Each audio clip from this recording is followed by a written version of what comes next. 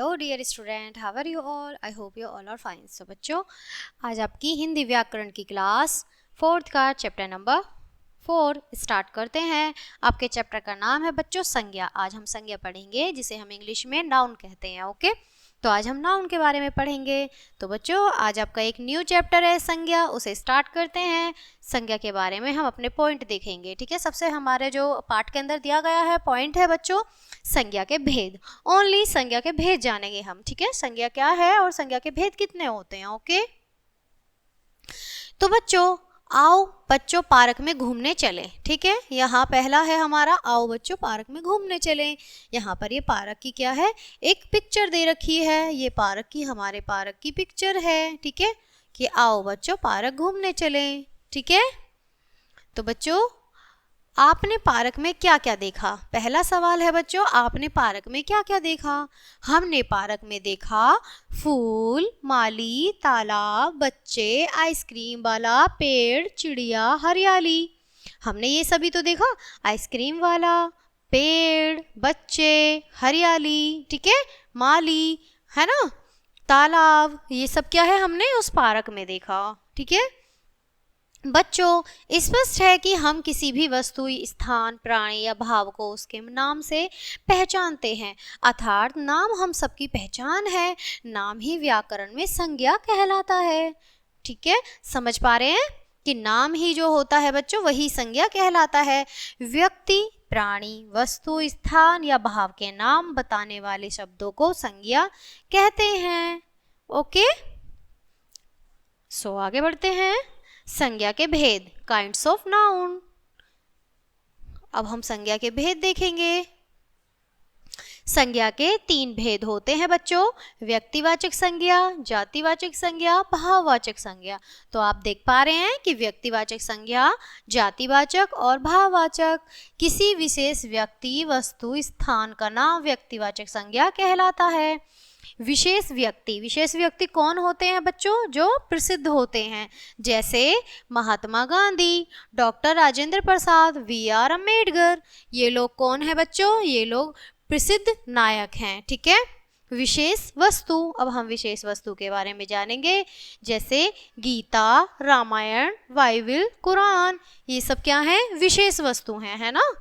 तो अब आप देखेंगे महात्मा गांधी, यहाँ ये पिक्चर दे रखी है, ये है हमारे महात्मा गांधी जी, ये रामायण है और ये दिल्ली, ये स्थान है। ठीक है, आगे बढ़ते हैं। आगे देखेंगे किसी विशेष जाति या वर्ग का बोध कराने वाले शब्द जातिवाचक संज्ञा कहलाते हैं। ओके, अब यहाँ पर कुछ पिक्चर दी गई हैं, जैसे मनुष्य, पुस्तक, अध्यापिका। ओके, कुछ जातिवाचक संज्ञा के उदाहरण इस प्रकार हैं। यहाँ भी कुछ उदाहरण दे रखे हैं। कौन कौन से हैं? वस्तु के, प्राणी के और स्थान के। ओके, सबसे पहले हम वस्तु को देखेंगे, पुस्तक, फूल, खिलौना, फल, सब्जी आदि। ओके, प्राणी के देखेंगे बच्चों हम, लड़की, औरत, अध्यापिका, आदमी, पशु, पक्षी आदि। ये सब क्या है? प्राणी हैं। ओके, अब स्थान को देखेंगे बच्चों हम, राज्य, देश, घर, विद्यालय, शहर, इमारत, पहाड़ आदि। तो ये सब क्या है? स्थान के नेम है। ओके, जो संज्ञा शब्द किसी के गुण, दोष, दशा, व्यवहार आदि के बारे में बताए वे भाववाचक संज्ञा कहलाते हैं। भाववाचक संज्ञाओं के हाथ से छुआ अथवा देखा नहीं जा सकता, इन्हें केवल अनुभव किया जा सकता है। बच्चों, जो हमारे भाव होते हैं हम उन्हें महसूस ही तो कर सकते हैं, उन्हें छुआ नहीं जा सकता है। ठीक है, तो भाववाचक को तो आप बहुत आराम से और आसानी से आप समझ सकते हैं। ओके, अब यहाँ भाववाचक के कुछ एग्जाम्पल दे रखे हैं, उदाहरण हैं, जैसे बुढ़ापा। अब बुढ़ापा जो है बच्चों, उसे हम छू नहीं सकते, वो सिर्फ महसूस कर सकते हैं कि बुढ़ापा आ गया है, कमर झुक गई है। ठीक है, स्किन पर हमारे झुर्रियाँ पड़ गई हैं, हमें चलने में प्रॉब्लम होती है, हमारी बॉडी कमजोर हो गई है, तो उससे क्या है कि बुढ़ापा आ गया है। ठीक है, ईमानदारी। अब ईमानदारी भी बच्चों कोई वस्तु नहीं है, ये भाव है कि हम ईमानदार हैं, कि हमारे अंदर कोई लालच, ईर्ष्या, ये सब चीज़ें नहीं है, केवल ईमानदारी है। तो ये हमारा क्या हुआ, भाव हुआ। तो ये हमारा क्या हुआ, भाववाचक संज्ञा हुई। ठीक है। प्रेम, प्रेम भी बच्चों इसी प्रकार है कि प्रेम हम किसी को करते हैं तो वो भी हमारा एक भाव है, हम अंदर से प्रेम करते हैं। ठीक है। तो क्या हुआ, ये भाववाचक में आते हैं बच्चों। ठीक है। कुछ शब्द भाववाचक संज्ञा होते हैं जैसे सत्य, मृत्यु, दर्द आदि। ठीक है बच्चों, जो सत्य बोला जाता है वो भी हमारा भाव में आता है। मृत्यु जो होती है, किसी का मर जाना या कोई मर जाए, तो वो भी भाव होता है कि मर चुका है, यानी कि उसकी आत्मा निकल चुकी है शरीर से, तो वो क्या है, भाव है। और दर्द, कोई चोट लग जाए, कट जाए, कुछ भी दर्द हो तो क्या होगा, तो वो भाव होगा। ठीक है। ओके। कुछ भाववाचक संज्ञाएं संज्ञा सर्वनाम, क्रिया व विशेषण शब्दों से बनाई जाती हैं। अब आप समझ पा रहे हैं कि कुछ भाववाचक जो संज्ञाएं होती हैं वो संज्ञा सर्वनाम से, क्रिया से व विशेषण शब्दों से बनाई जाती हैं। आइए हम उन्हें अच्छे से पढ़ लेते हैं। यहाँ पर हमारे कुछ शब्द दे रखे हैं और भाव दे रखे हैं। ओके, आइए इनको पढ़ते हैं। सबसे पहला है हमारा अपना। अपने का होगा बच्चों अपनापन, अपना है तो अपनापन होगा ना। ठीक है। नमक, नमक में होगा नमकीन। अब हम नमक है, नमक को अगर हम टेस्ट करेंगे, चखेंगे, तो क्या होगा, वो हमें नमकीन लगेगा। ओके, तो ये क्या होगा, भाव होगा। मित्र, मित्र में मित्री। ठीक है, वो भाव ही तो है कि हमारे मित्र हैं, हम उन्हें प्रेम भाव रखते हैं। हंसना, हंसने का हंसी, हम खुद से थोड़ी हंस रहे हैं, वो एक हमारा भाव है, अंदर से निकल के आ रहा है हंसने के लिए, है ना। दानव, दानव का दानव था, कोई राक्षस है, दानव है, कोई प्रेत है, कुछ भी है, तो वो क्या होगा, एक भाव है ना। पढ़ना, पढ़ने को क्या होगा बच्चों, पढ़ाई। ठीक है, ये भी हमारा भाव होगा। मारना, मारने का भी मार, मार क्या होगी, भाव होगा।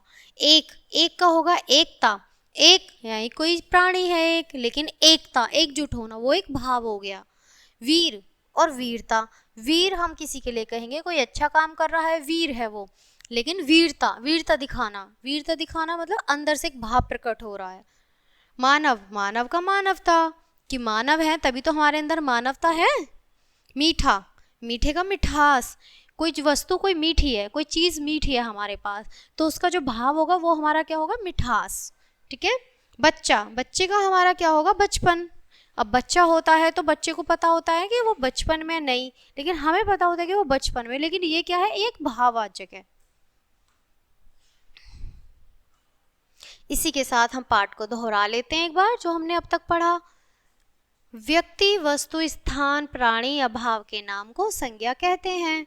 संज्ञा के 3 भेद होते हैं, व्यक्तिवाचक संज्ञा, जातिवाचक संज्ञा, भाववाचक संज्ञा। व्यक्तिवाचक संज्ञा किसी विशेष व्यक्ति, वस्तु या स्थान के नाम का बोध कराती है, जैसे प्रेम, निशा, हिमालय, जम्मू आदि। जातिवाचक संज्ञा किसी विशेष व्यक्ति का, वस्तु के नाम का बोध कराकर उसकी संपूर्ण जाति का बोध कराती है, जैसे पैसे, नदी, देश, पक्षी आदि। ओके। भाववाचक संज्ञा जो होती है बच्चों, संज्ञा 2 शब्दों के गुण, दोष, अवस्था आदि का बोध कराती है, जैसे प्रेम, घृणा आदि। तो ये क्या होगी बच्चों, हमें व्यक्तिवाचक संज्ञा भी पता चल गई, वस्तु या स्थान का बोध जो हमें करा रही है, प्रेम, निशा, हिमालय, जम्मू, तो ये क्या है, व्यक्ति का हमें भाव करा रहे हैं। जातिवाचक में बच्चों क्या आएगा, व्यक्ति, वस्तु का बोध कराना, है ना, जैसे कि पैसे, नदी, देश, पक्षी, ये क्या है, हमारी जातिवाचक। और भाव में हमारा घृणा या फिर प्रेम। ठीक। आई होप आपने लेसन को बहुत अच्छे से समझा होगा और एंजॉय किया होगा। इसी के साथ ये लेसन यही खत्म करते हैं, मिलते हैं आपसे नेक्स्ट चैप्टर में, नेक्स्ट वीडियो के साथ। तब तक के लिए bye bye and thanks for watching.